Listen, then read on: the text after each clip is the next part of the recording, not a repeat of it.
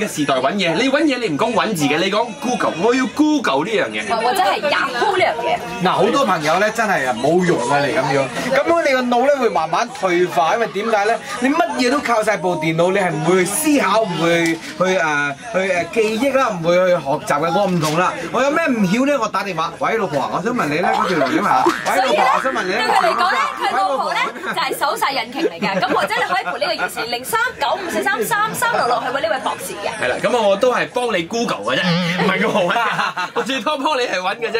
咁而家你嘅世代咧就係冇咗搜殺引擎，我哋真係冇噶啦，乜都冇噶啦。但係你諗翻以前咧，如果我哋真係唔識一樣嘢咧，係點嘅咧？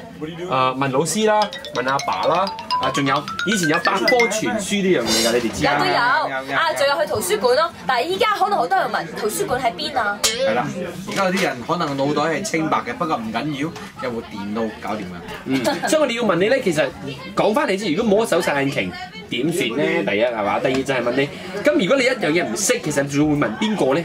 自己揾光翻屎嗰度搭住咗。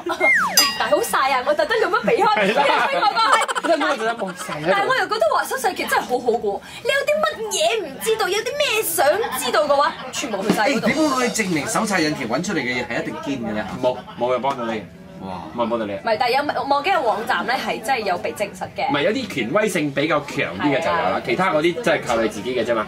即係搜殺引擎已經變成咁啦，係咪先？或者我哋講下咧，有咩搜殺引擎曾經幫咗你？你揾到一樣嘢，覺得哇，呢度係咁。係啦，又或者係搜殺引擎幫到你嘅生活啦。